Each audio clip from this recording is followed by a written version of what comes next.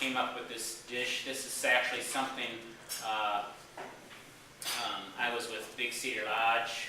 I don't know if anyone's familiar with Big Cedar Lodge, but it's owned by Bass Pro Shops. And I was there for 14 years, and we did a lot of real high-end 5- and 6-course wine dinners. And this was this was an entree dish that we came up with for one of the real elegant dinners that we were doing there.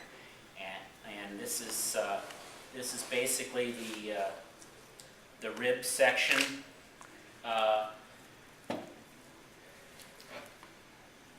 From a cow, and this is what would be cut into short ribs, and typically that's put on a bandsaw and cut crosswise here so that the bones were real short. I'm just taking the meat off here.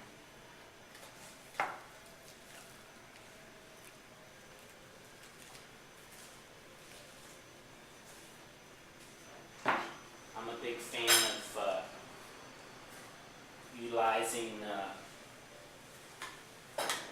cuts of meat and product that the general public aren't completely familiar with. And then there's some meat in between the bones here too.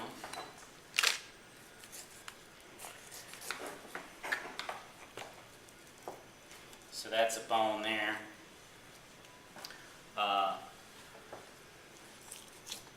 I'll clean all this meat off and then actually put this on a bandsaw and cut that a little bit shorter.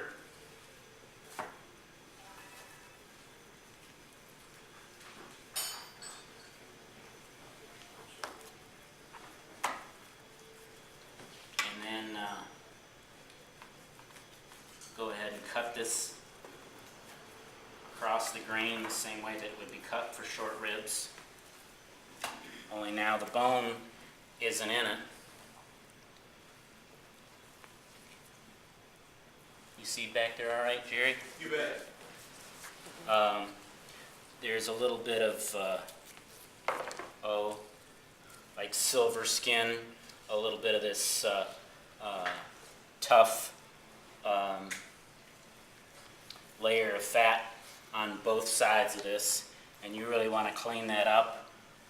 Trim it off, or at least cut through it as best as you can.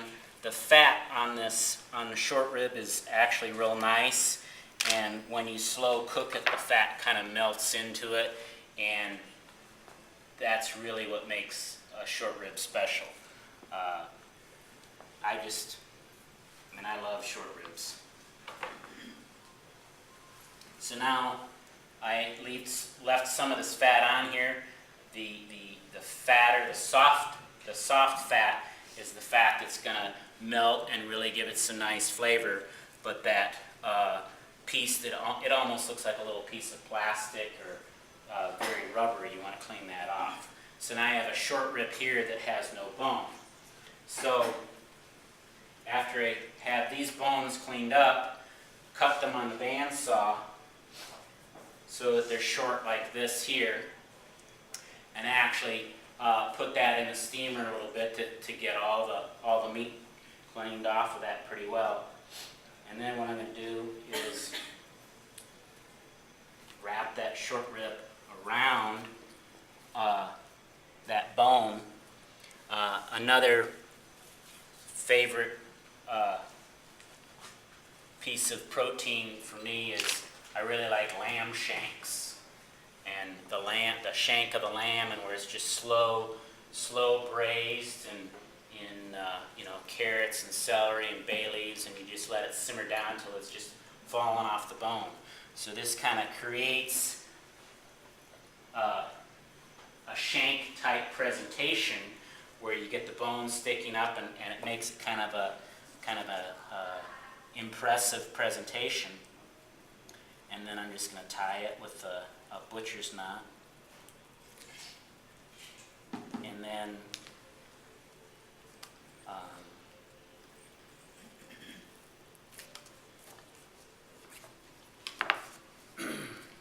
And then then what we do is just dredge this in a little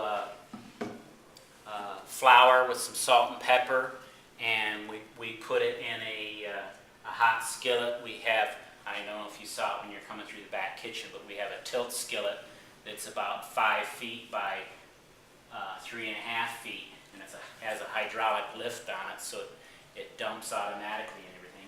So we get that bottom of that pan really hot, and we sear the meat in that, and then we take a little wine and we pour that in there, and what that's called is deglazing. And when you cook meat in a pan, you get some of those caramelization of bits and the flour and everything.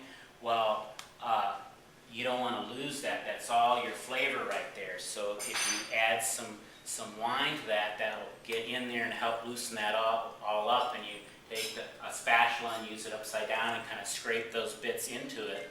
Then add your celery, carrots, and onions, and bay leaves, and some garlic. And then we put that on a very low heat. You don't want it to boil. You want it to simmer. And we cook that for about an hour and a half. And that's called braising. You're doing that in the liquid. And then any of the flavor or anything that you would lose in the cooking process is in all that juicy goodness that's in the pan. And then what I like to do is make these up ahead of time so you can actually put these in the refrigerator and take that hot liquid and put it back, actually store these in that liquid. Because what happens with meat, oftentimes I see this when people make meatloaf or something like that. You get the grease in the top of the pan and everybody pours that out. Well, if you chill that, when the meat is cooling, it acts like a wick on a candle or a wick on a lantern, and it absorbs all that flavor back in. And fat is flavored. A lot of people are concerned about fat and everything like that, but that's what there's. Besides the fat, there's also a lot of juice and just natural flavors that come out. So when you cool that all gets drawn back into the meat.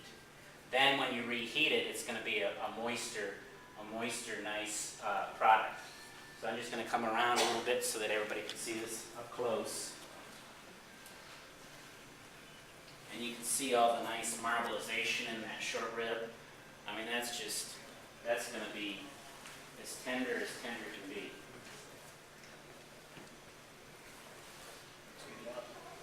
And then, because it's got that bone on there, that's a $25 dish that's costing you about $1.30 a pound.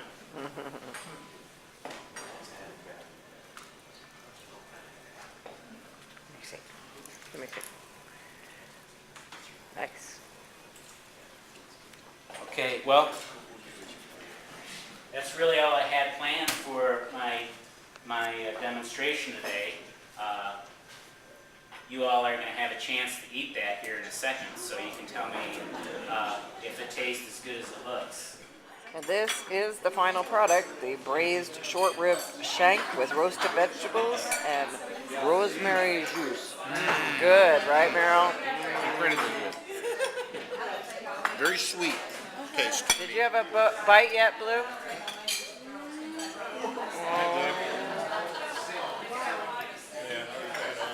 So that's what the final product looks like. What do you think, Blue? Is it okay? Very good. All right.